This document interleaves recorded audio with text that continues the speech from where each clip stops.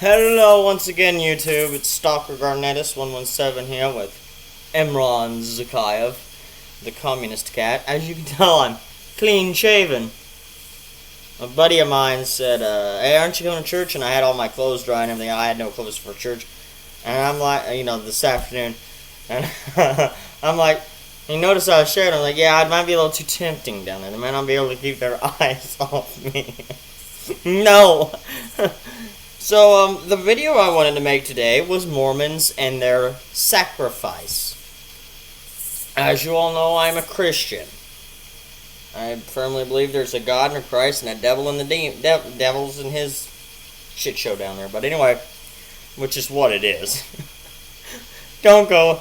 If you know anything, I just read Adam and Eve. I haven't read the whole Bible front to back, and the Mormon Church doesn't encourage it. They encourage reading the Book of Mormon.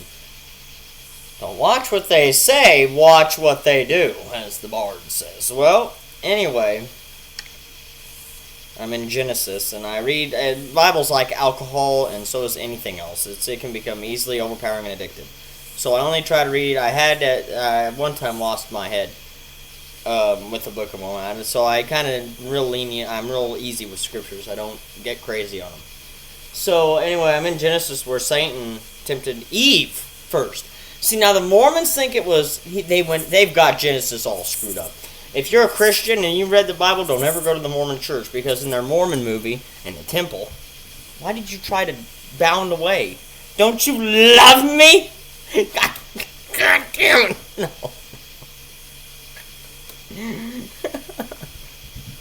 No. You're leaving me. Just like all the Mormons used to, they're all leaving me. I get I don't know who watches my videos, but for who's ever watching my videos, thank you and God bless you. I hope maybe a lot more people will watch my videos. It's only like 2 or 3 views. Anyway, their laws on Saturday, they write back to Genesis and stuff. Yeah, they've got it to where he comes to Adam first, and Adam goes, oh no, I won't take that. They've got it all. I can't even talk about it. It's so fucked. I mean, they've got it all screwed up. It don't make no sense when they get done with it. But anyway, I'm in where Eve, to Satan, I learned that, Satan came to Eve first because she, first of all, wasn't familiar with God, and second of all, she wasn't familiar with the area, and it just a lot of stuff makes sense. Anyway, about Mormons and their little law of sacrifice. Well, let me tell you something. Ever since I was in 6th grade, was it 5th? Yeah, 6th grade, I wanted to become a motocross rider. I wanted to ride dirt bikes. Just to own my own dirt bike and to just ride motocross. And growing up, me and my family, we didn't have a lot of money. Yeah,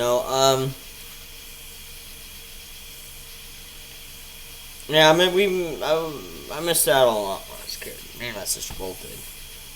But it wasn't our grandparents' responsibility. See, I was raised by my grandparents, and it wasn't their freaking responsibility. So I don't blame anything that happened to me as a kid on them. I blame my fucking mom and dad, which are dead. Love it. I love Jimmy, my stepdad, my fucking mom. Just to hell with her. Anyway, I don't know. It's probably sinful what I'm saying, but who cares? Well, never mind. We're not doing family issues. We're doing Mormon issues. This is the stalker's recovery from Mormon issues, not family issues. Okay. So anyway, back to their law. I wanted to ride dirt bikes ever since I was a little kid.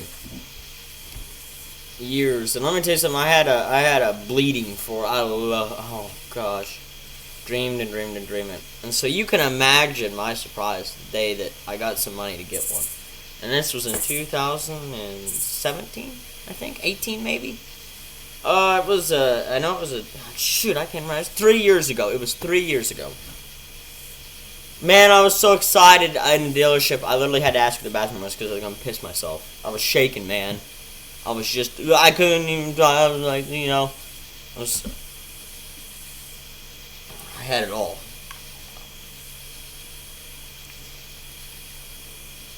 And man, I did everything, man. I promise. I remember in 2014 or 13. Yeah, it was 14. I saw Rome's dirt bikes, Riders on a Mission's dirt bikes, and I was like, if I had a dirt bike, those are just sitting on the rim, man. I'd ride mine every day, and I did. Every day for 3 years straight, I rode.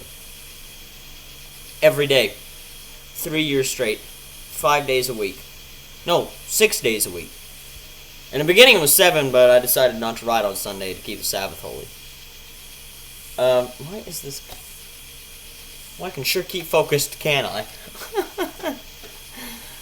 Yeah, it's what happens if you leave the Mormon church. You're all screwed up. Anyway. So, my first bike was a 2017 Yamaha YZ250 4-stroke. It was a demo bike, but it's basically brand new. It cost me $6,000, and I paid for it up front in cash. Paid for all the gear, every piece, everything to those bikes I got with my money, except for later on. So anyway, I didn't ride it the first day because first when I got on a bike, man, those things are gigantic. See, you guys probably, some of you that have ridden or have grown up riding, you didn't notice this, but see, I've never ridden a dirt bike, and in 2017, those things were like tall, powerful, and heavy, but they were getting lighter. I broke myself into motocross, man. I had to break myself in. It wasn't easy. And I only broke one bone in the whole time that I rode, and I rode a lot of fast stuff, man. I did a lot of crazy stuff, and I was protected a lot of times. Me and my bike both. I kept it factory. I kept it up. And as you guys probably know me, I like to drink some nights. And particularly nights when I think about that kind of thing. I owned, my first bike was a Yamaha YZ250, and I heard, we're not going to go there. My second bike was a KTM 450. I said, I had no trouble making the transition from, and I'd only been riding for like, I think, 3 or 4 months before I got my first 450. It wasn't a big trip. In fact, I was disappointed. I was like, well, they say this thing comes out from under you, and it's just as mellow as a kitten. Now, when you get it up into gear, it's fast and powerful. But I was like, shit, because I rode respectfully. I didn't ride, out of my mind. I rode because, man, the first day I got that bike, I learned what respect meant. So, and that third bike was a Suzuki, it was a KTM 252 stroke, same year, same model, 2018. Brand spanking new. Both of these are brand new, right out of the factory. Every of these bikes except for this last one, the Suzuki, 2014 Suzuki RMZ. I traded the 450 for it and kind of got fucked, but I had some good times on that bike. And, shit happened, and, I was left with my KTM 252 stroke. And I strongly felt God leading me in this. I was a Mormon back then, but I had questioned it. See, beginning I had started to question the Mormon church. Because of dating. I'm fucking, man, I don't look pretty, but man, no one ever fucking gets to know me. And now in the Mormon church, the spirits, never mind, we're not going to, oh wait, no, we are going there because it's a Mormon video. So, in their Mormon mind, the spirit is with everybody, right? And he talks into their head. And I've heard 1,000 times him saying, well, that's your eternal companion, that's your wife or something like that. And you end up getting married. Well, it's all bullshit. It doesn't actually happen. It's only the spirit when they want it to be. So anyway, I was the loneliest person growing up. No, not growing up. I had my sister, but I'm talking after 2016, after I went mad and recovered. I mean, fuck, I didn't even have any friends. I had one friend, maybe two. I think maybe 2 friends. And those weren't even Mormon. No, one was a Mormon, one wasn't. One was giving me a hard time about Mormonism. So anyway, their idea is all fucked up about marriage, and so I really felt left out because like, fuck, man, I've done everything I can to meet a girl. I've tried everything, and I did. I literally tried everything. I tried the Peter Priesthood approach, and I've tried the fuck you, I don't care approach, and it never got me any closer. Nothing did. And then I later found out, and this is just last year, that everyone was trying to keep their daughter away from me. Because I have problems. Let me tell you something, motherfuckers. What is that song by? Some people say I need help, well, some people can fuck off and go to hell. It was by son of a bitch. It was the same guy who's sung Want to Be a Rock Star. Cypress Hill. Starts off with that way. I'm so fucking tired of Mormonism. So anyway, I love these bikes, man. And I'd have took a stand against God to keep them. I'd have been like that guy in the Bible, or so I thought that, shit, I can't remember his name. I've heard the story, though, about the guy that has Jesus says, come follow me. You know, give you what you have before and come follow me. And he wept because he had great possessions, could do it. Well, I thought I'd be like that. Well, I mean, I rode my lungs. I rode it. Rode. I mean, shit. Let me tell you, I know good parts and no shitty parts. I kept that bike up factory maintenance. In the end, it looked brand new every day. I rode it through my and still looked new. It took maintenance. So then SSI, the government, all of a sudden decides I'm not bipolar ADHD anymore. I can just, they can quit paying me. Well, in reality, they found out my inheritance, but they didn't. They lied to me first. So a little bit pushing in. Well, we found that you had this and that. Oh, fuck the government, man. They have got their heads so far up their fucking ass. And it isn't really the workers. It's the, they're like cops. They have their rules they've got to follow, and those rules are bullshit. But you know what? The cops aren't going to sit there and bust their balls over. So I know the sheriff's down here. It's great. The police department, we got good deputies, thank God for it. We live in I live in Ava, Missouri. There's only me and my cat. 2 cats. Yeah, that's what Mormonism got me. Nothing. Well, anyway, they cut me on my SSI, and there was one night, I was straight on my meds. I was like I was just repairing it, and something hit me. I can't even remember what it was.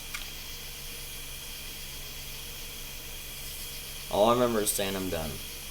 And I'd sworn never to get up. This killed me. This decision killed me.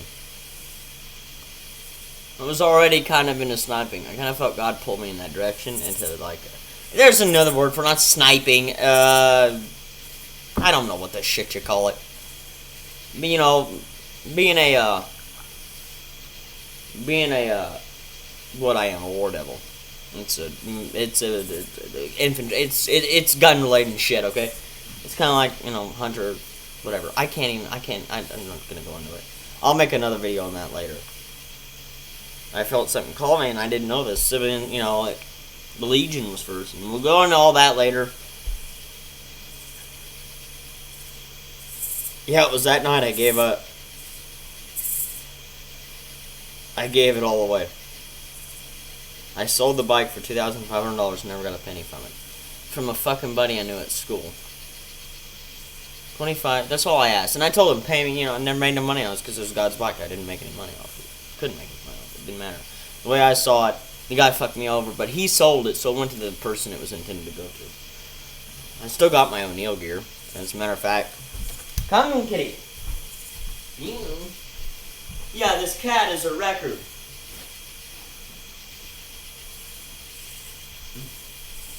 I've still got the last helmet I rode with. It is a Troy Lee Designs. Here, get down, kitty. There you go. This is what happens when you let Curtis in front of a camera. He can't even. Oh, it still smells good. I kept my gear clean too, man. Factory like it was always looking like new every day, and it worked like new too. It was a. Here it is. To Method. To Troy Lee Designs race helmet, and. Oh, ouch! Keep getting the buckle. That was always my. Oh, it's a good, and it's a good one too. I had the goggles and everything, but I just gave those away with the bike and shit. I got like the pants and the shirt and my boots, but everything else I kind of had to give up with the bike. I don't just sell a bike; I sell everything with it. I kept my tools. But yeah, if anyone want to know how to put on a motocross helmet, you simply take this. I still remember. I don't even need to look at it. Take this, pull it across, real tight, but don't choke yourself or pinch yourself, because these things are really. You can't even see in this lighting, but there's two little straps right here. You take this. You don't even. You can feel for it. You pull it. You kind of pull it snug. Then you separate the two D-rings, and then push it through the last D-ring, kind of like one of those belts, and then tighten it. And this had a buckle on it, but like I said, I rode 5 days straight. Gear was worn, and gear was lost. So I mean, that's what I used to do when I ride. I just kind of tie it around there and put my goggles on. Always put your goggles on once the bike is ready to go, like, I always put my goggles on with my helmet, so that way I didn't need to worry about lining them up. See, I always used to put my gear on perfect. I put my goggles on, and then this band, if you can see it, there's a band kind of, like right here. And the goggle band matched perfectly.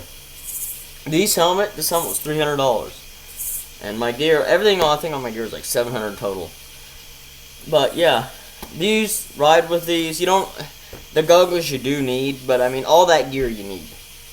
But if anything, all you need is this helmet, a hoodie, laceless boots, blue jeans, and some gloves. And motocross boots, I mean, and maybe a chest protector. That, if you don't have no money for all of it, that's all you really need. You should always ride with motocross goggles because, oh man, if you want to get up to speed, but some of you can take it. But this is the last time when I was riding with. I took this is the last one I think I took from track. I gave away my Scorpion XO Ozark one. I had like 3 helmets. I busted the camera all my gear pics were on. A lot of memories wearing this thing. Oh, I fucking loved every day of it. And I missed the fucking shit out of it. So, when Heavenly Father does call you to do something, which He did, I'm not going to sit here and debate with people. I felt that I was called away from motocross. I had to give up my dirt biking. Everything of that life. He told me to keep the gear and the helmet, because later on I'll need it. But keep the tools, but get rid of the bikes, all of them. And I kept trying to get rid of the Suzuki RMZ 250. I had a kid that was going to learn how to ride, but he turned out an asshole, and he said some dumb shit that got us disconnected. Some real dumb shit. And he was the one that, man, if it hadn't been for me, he would have wanted to do it for motocross. But persona non grata, that's the way it goes. But yeah, see that? How this helmet's still spotless. Yeah. No, it's got a little bit of dirt left. Yeah, I forgot to wash this. See? It's got no, you can't see it in the light. It's under here. Just a little bit crumbs of dirt. I used to keep it so clean that it was so hard to find out if it was dirty. And I had just soap and water clean these. Take out the lining and put them in the wash with some. But anyway, I felt called away, and when I gave the hardest night of my life was when I moved on.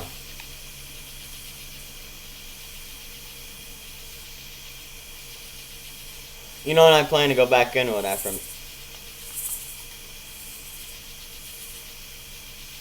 Oh, let me show you what the draw was. It's not nearly as nice as the KTM 250, but it'll do.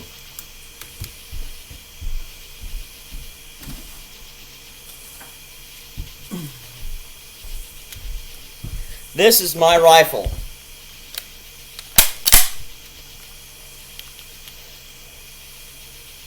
It's a 303. Usually one of these would cost a lot of money, but it was given to me by a friend who was an LDS. He's a good guy. He gave it to my sister, but my sister, she really appreciated it, but couldn't use it, and so it's okay, I'll buy it from you. So it's over $303. Not as nice as a 2018 250SX, is it? Well, this is my end-all be-all rifle too. I'm not to buy another one. That's what he said. The only thing that's going to ever go out on this is the stock. So tomorrow I've got to run a full patrol. Ah, dang it, I got sweatpants on. That's fucking. I got to run a patrol tomorrow around my property. I'm in a guard position for about an hour. It's not nearly as fun as riding for an hour. It's hotter than hell out there. I gotta wear gear. I got gear in there. Stuff. Not hunting gear, it's military. It's kind of military gear. It's a civilian issue, but. So, and I know that most fucking Mormons, the missionaries give 2 years of their life. They say they're unpaid, they're paid. But, they're not paid like after the mission, they're paid during it. But, 2 years? Fucker, I'm going in this for 67. They don't know shit about sacrifice. And most of you ex-Mormons and some of you Christians know that. Some do. Most don't. Most don't. None of them, every one of them disagreed with me selling those bikes, even though the Christ actually did tell me to. Because I knew it was verifiable by the Bible. I didn't hear a voice. It was just, it was one of the hardest things I ever did. But you want to know what? It was really rewarding.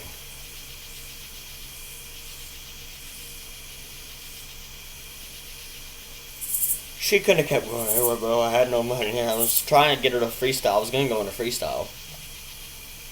Preach the word of God on a freestyle because I saw two people doing it. And,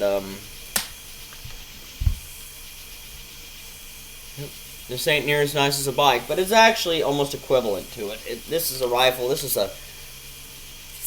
Let me read you the proper name. I just cleaned it today. I've cleaned it every day. It's an Enfield 1916 SM. It's an Enfield 1916. You can't even see it, the light. SMLE. It's 3-star. It's actually a really rare rifle. And it does as good as an M16 would, just not as fast. But I'd rather have this than an M16. I'd rather have this than most precision sniper rifles. My beloved sister's ordering she's helped me out with it. For it so I can get my scope back. Get my sniper scope. As for right now, I'm in my operator. I'm in my basic stage. You see, people, God leads us in our lives even when we don't think we're being led. And the way I know that is by how He leads us. He doesn't lead us through earthquake and lightning. He doesn't lead us through a man. He leads us with an idea.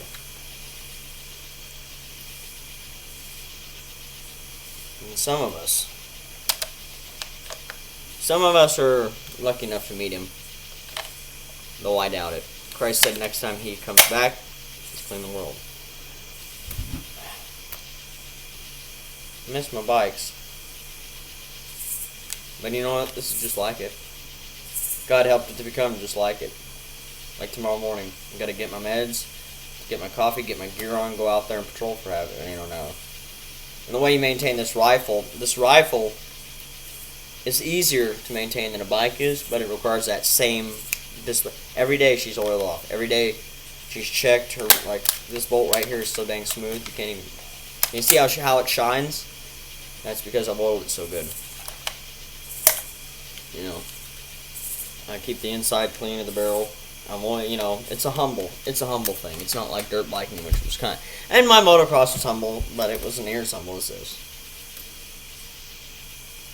And I'll be in this until I'm 67.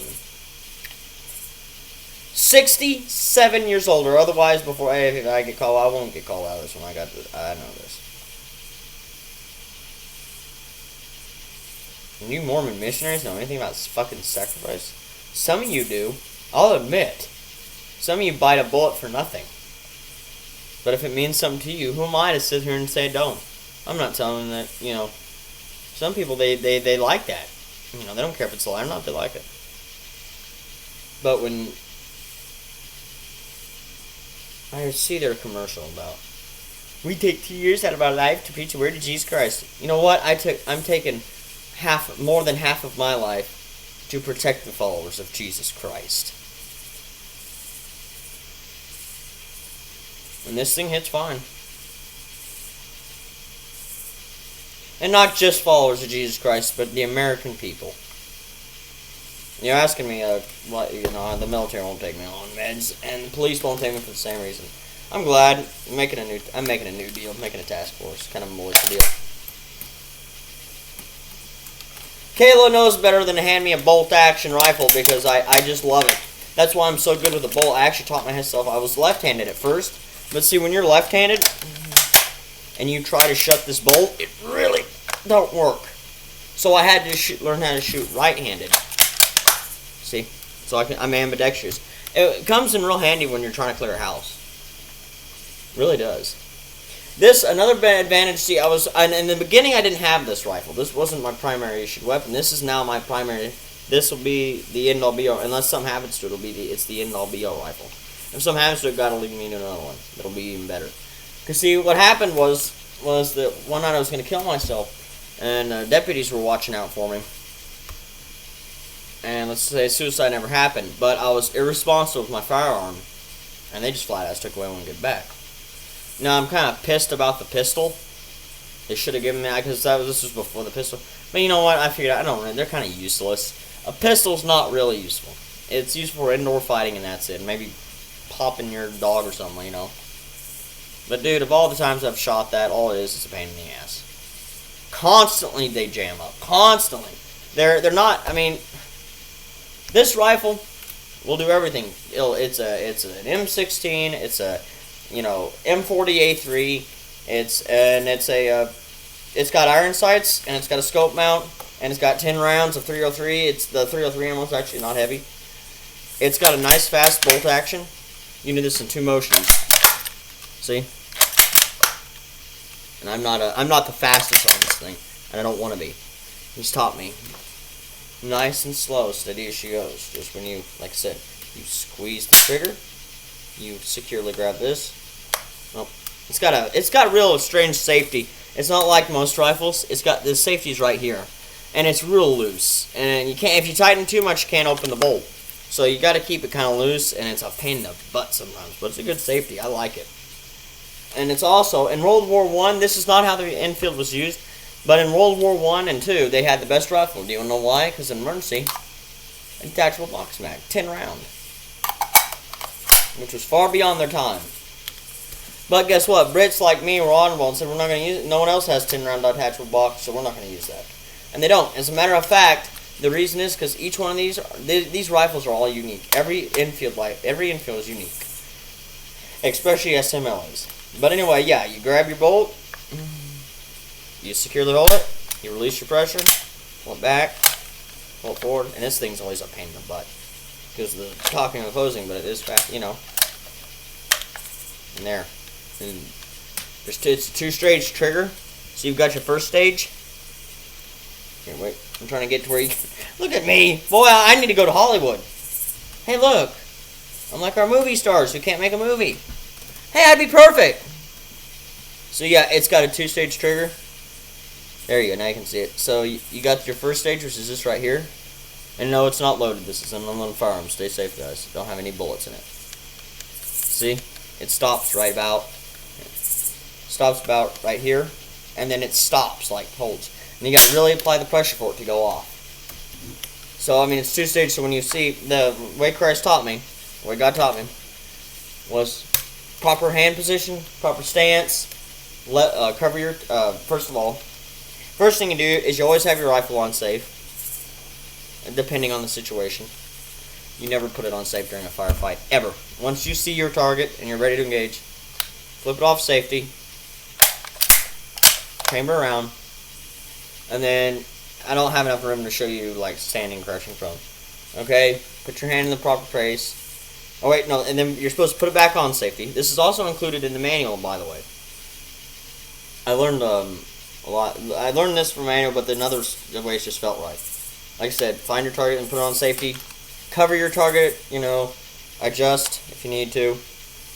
Take your weapon off safety.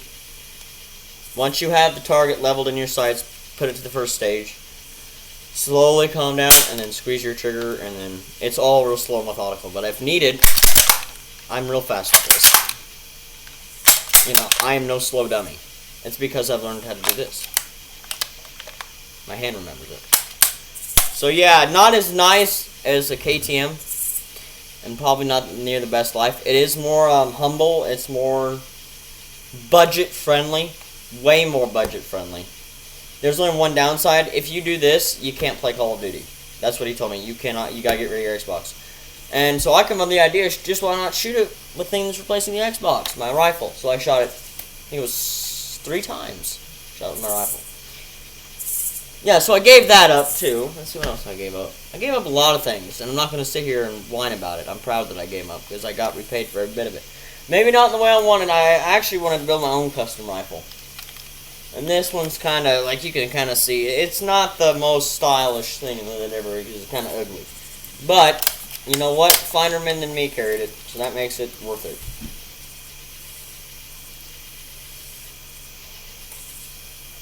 But still, Would I rather have a dirt bike or this? The answer is it's whichever one was to be used. I'd rather, right now, this. I got no money for a bike now. I'll probably never get to ride again. That was probably my time in the sun. So Mormons, don't run your fucking mouth about sacrifice. Because just pay as you pay 10% of your... You choose to do it. And the sacrifices you give, some of you don't even fucking add up. Well, I gave up my girlfriend. You gave up your fucking girlfriend like you can't get another one?